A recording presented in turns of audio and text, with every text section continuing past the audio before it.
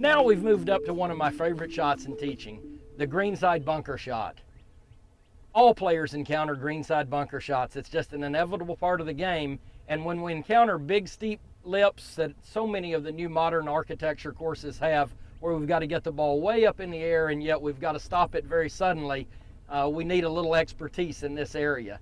The simplest and foremost way to do this is to have good sound technique. If you've got good bunker technique, you'll be a good bunker player. If you don't have good bunker technique, you're really going to struggle. I think the most important thing to remember is we never want to swing up to try to get the ball in the air. You always have to depend on the loft of the golf club. You've got to depend on the angle of attack and the release of the golf club so that we get a consistent amount of sand out of the bunker each and every time. One thing that I always like to see, I like to see the club continue to rotate through the sand. Now, you're going to see and hear many players and many teachers talk about holding the face open as you come through in the bunker. However, I never like to see holding the left elbow open or letting the left elbow get away from the body. When we're hitting a greenside bunker shot, it's very important to allow the club to release and finish past your hands. By that, we're not trying to flip the club, we're trying to allow the bunker to swing with the body and turn through, allow the club in the bunker to turn through and swing with the body. Once we're able to do that, you get a consistency of loft in the sand. If we don't have the consistency of loft, we're never going to be consistent with the amount of sand we take, the loft that we put on the impact of the sand and the ball, and we're not going to be able to control our distance. So I want you to be able to see the bounce of the wedge work as it glides along the ground here and rotates. That keeps the loft on the club, and it enables us to just hit a nice thin layer of sand and get the ball up in the air.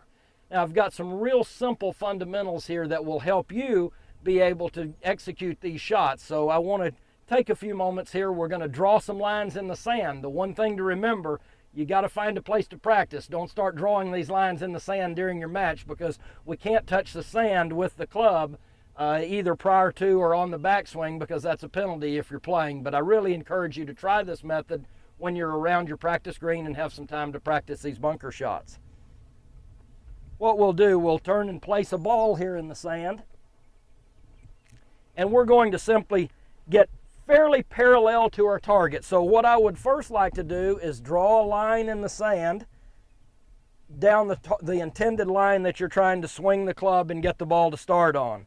Secondly, I want to draw a line parallel to that. Now, you're going to hear many teachers and many players talk about opening the stance. Well, if you look here, if I draw parallel lines, my feet and my hips and shoulders here are all parallel and left of my intended target line. The next thing that we're going to do to be able to get some bounce on that wedge, we're going to open the club face up. So I'll take that club, and before I place my hands on it, I'm going to go ahead and open the club face, and then we'll go ahead and place our hands in the normal position, just like you'll see when you look at my pillars of instruction. So you want to get the club face slightly open, get the normal grip that you would use, but the club face will be adjusted to the right. Now, the one thing that you'll see with this is you're going to hear, as I mentioned earlier, players talk about they're holding the face open on the follow-through. Well, I want to make it a little more simple for you. If you have the golf club open at address, we swing the club back, it's going to be open. We release down into the sand, it's still open because we've started with it open. We've maintained the same swing all the way through. And when we follow through on our follow-through here, you're going to still see that the club face is open, but notice how the right forearm and the right hand is crossed over the left. I've allowed the club to release and finish, and I still have the face open and the bounce on the wedge, so it's going to just glide out of here on a nice thin layer of sand. I think it's really important to also understand where the ball position is going to be. So once we've drawn our parallel lines, I want to draw a line simply perpendicular to those two lines, which will show me that my ball position is just in back of my left heel.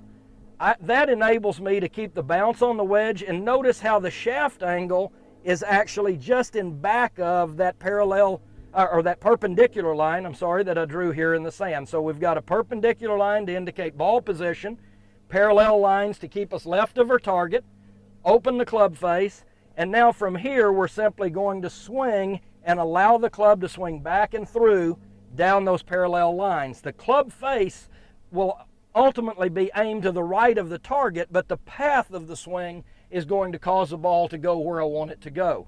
The path will indicate the direction of the golf ball. From there, the face will give us the loft we need to get the ball up and out of the sand. Now, let's talk about our weight distribution just a moment.